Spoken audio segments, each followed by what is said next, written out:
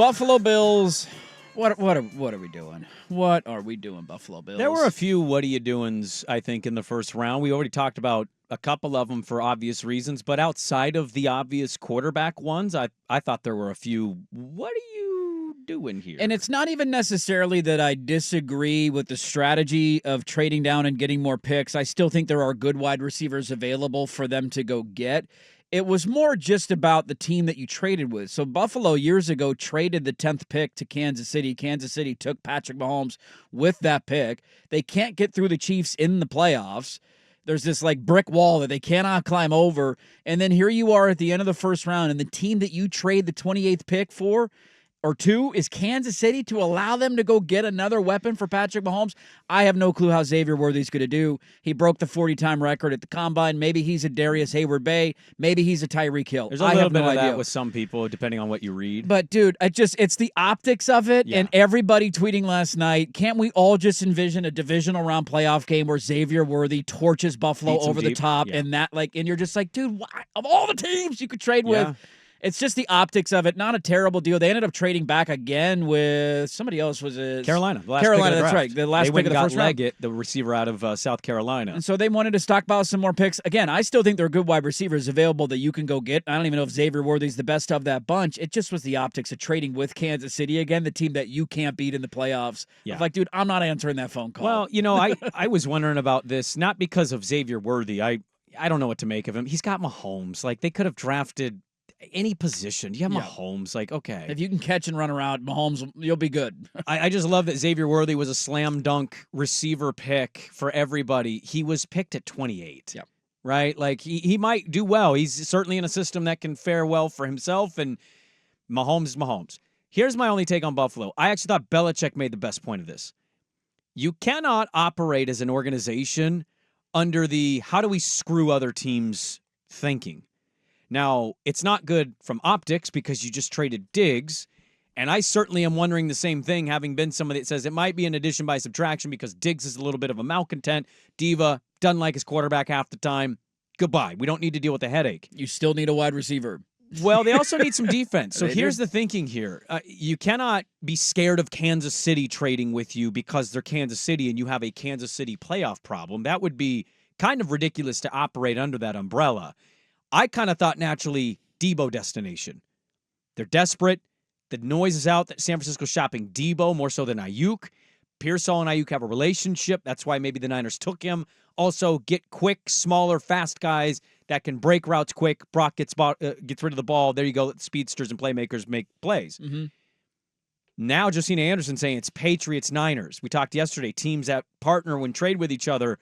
Oh, look at that. Who traded with each other with Jimmy Garoppolo? So New England might emerge here and get Drake May, Deebo Samuel. Seems like it could work out really well for them. He needs a weapon. Let's wait to see what Buffalo does in the draft. I will give Buffalo that. They might address defense, because here's what we also learned this year in Kansas City.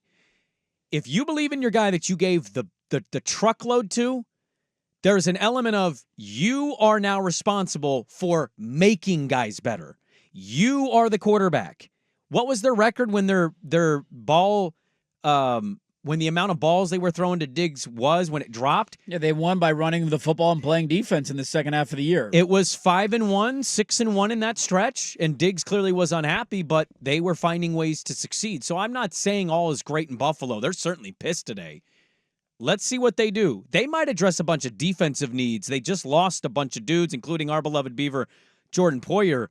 You've got to replace guys, and Kansas City got to where they got in large part because defense was stout. Yeah. It's hard to get key big names at receiver when you're paying these quarterbacks. It's not an excuse. I think it's just kind of a reality. These general managers have to figure out what they're navigating through this salary cap.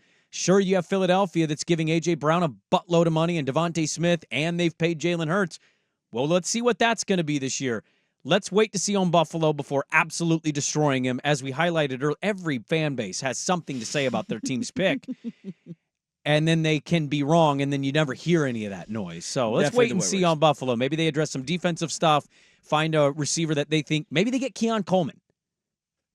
Keon Coleman didn't test well at the combine. I mean, there's multiple. But I watched him play at Florida State, Dirt. He seemed he's a stud. He seemed like a stud at Florida State. Let's wait and see on Buffalo before we just completely railroad that they had an awful draft in round 1. It's a very fair and rational take. You're way too level-headed for this stuff. We're supposed to overreact. I see your point on the other wide receivers, though.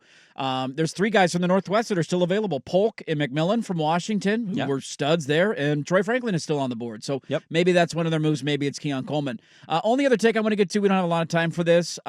Before I forget, I wanted to bring it up. I know I'm swimming upstream here. I was not not that I'm not in love with the player. It just was about fit, need, and how you best serve a young quarterback.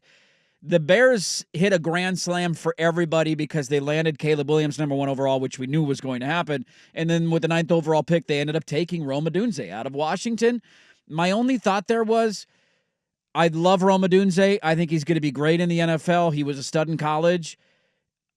Should offensive line have been addressed more there? Knowing that DJ Moore is a good wide receiver, maybe not a true number 1 guy, but a really solid wide receiver for a quarterback to start with. Keenan Allen is not going to be there long. He is older and at the end of his career, but at least for a year, you might be able to rely on him. Their leading rusher last year was Justin Fields with 600 yards. Like, they can't run the football. Well, they just signed Swift, though. I know. It's a great. You can't run the ball if you don't have an offensive line. I don't think it was necessarily a running back problem for him the last couple of years. Maybe this ends up aging like bad milk. I looked at that and said, offensive line maybe would have been my move there. Not that I don't love Odunze. It's just about, that's great to have these weapons, but if he's running for his life on every play, I don't know if that's a reliable strategy. Well, yeah, but he kind of operates a little different than Fields. He's not a takeoff and run guy the minute the first read. He's an extender. He's an extender, and he can wait. He can read the field. I loved this. I will differ from you on that. I couldn't believe Odunze fell to him. I thought Odunze was going to get picked before Chicago would be back at 9. But he wasn't. And Keenan Allen's not a trustworthy health player, prospect to me. It's a one-year guy that you can maybe rely on. We had one of his healthier years last season and great production. He's an amazing player when he's healthy. I just don't know if I can trust that. So what happens if he goes down? Well, you might have a guy that's already number 2 pushing to be a number 1. I think DJ Moore is a number 1. He had 1,300 yards last year. He had almost 100 catches. I think he's an absolute stud. Now, he has a quarterback that I think is a much better throw of the football than he had last year. They seem to like their tackles in Chicago.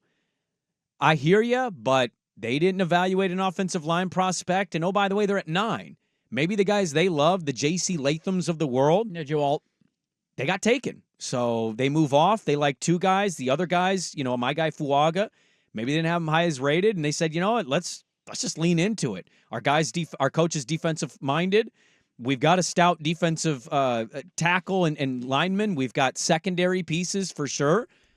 Let's just trust the defense gets better. Let's give this guy even more weapons to play with, especially if they have injury concerns with Keenan Allen. I love it. I think this is a great spot for Rome Odunze, and Caleb is certainly coming into a situation. Weapons-wise, dude, they're loaded. If they all stay healthy, they're loaded. I think they can push for that 7 wild card. They won 7 games last year. They did. I think they can take a step.